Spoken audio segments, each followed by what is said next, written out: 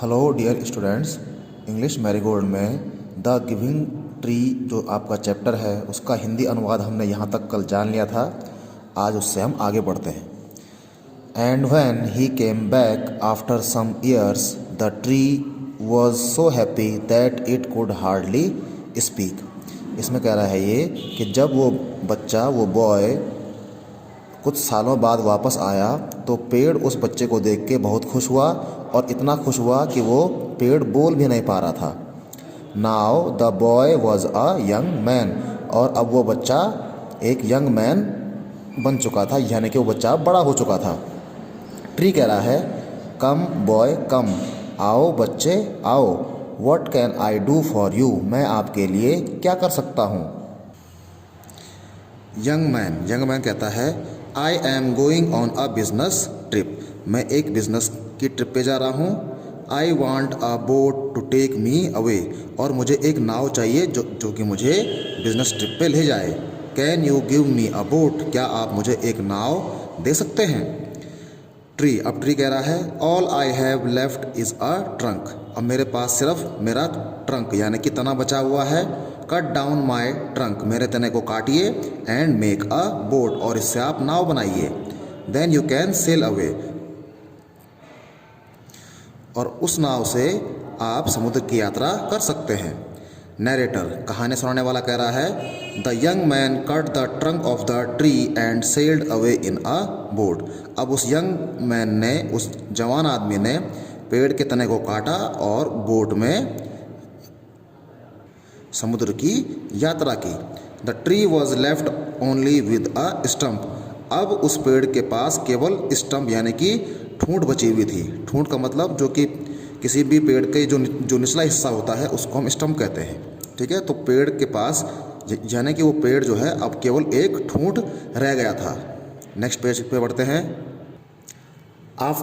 And after a long time the young man came back again, और फिर से बहुत समय बाद वो जवान आदमी वापस आया।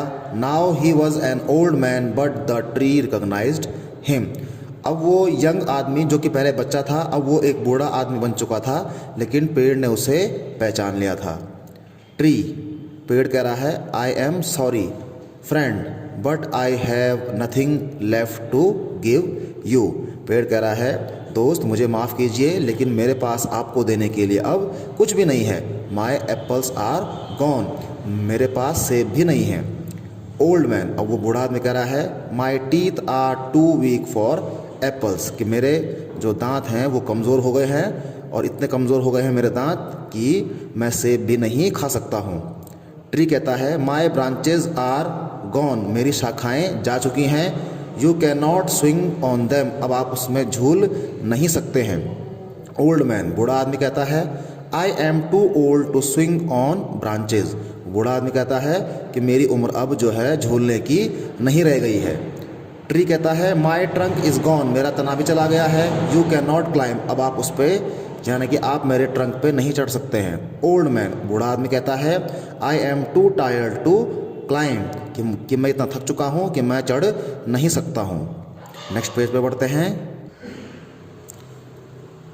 Tree saying I am sorry, पेड़ कहता है लंबी सांस लेते हुए आई एम सॉरी, मुझे माफ़ कीजिए। I wish that I could give you something, मेरी इच्छा है कि मैं आपको कुछ दे पाऊँ। But I have nothing left, लेकिन मेरे पास कुछ भी नहीं बचा हुआ है। I am just an old stump I am sorry, मैं एक बूढ़ा स्टम्प हूँ, ठूंठ हूँ, मुझे माफ़ कीजिए। ये ठूंठ देखिए जहाँ पर ये बूढ़ा आदमी बैठा हुआ है, इसी को हम स्टम्प कहते हैं, इसी को हम ठूंठ कहते हैं।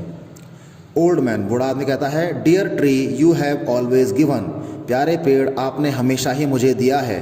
But now I do not need much, लेकिन अब मुझे ज़्यादा ज़रूरत नहीं है।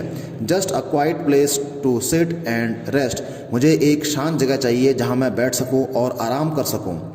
ट्री हैप्पीली, अब पेड़ खुश होकर कहता है वेल ठीक है, an old stump is good for sitting and resting on, आप मेरे जो ये मेरा ठूंठ है इस पे आप बैठ सकते हैं और आराम कर सकते हैं। Come friend sit down and rest, दोस्त आइए बैठिए और आराम कीजिए। Narrator, the old man did, कहानी सुनाने वाला कह रहा है जो बूढ़ा आदमी था अब वो उस पेड़ के स्टम्प पे बैठ गया, ठोंठ पे बैठ गया। And the tree was still happy, और वो पेड़ अभी तक खुश था। ओके, सो डियर स्टूडेंट्स, ये जो कहानी है it is adapted from the giving tree by Shel सिल्वरस्टीन।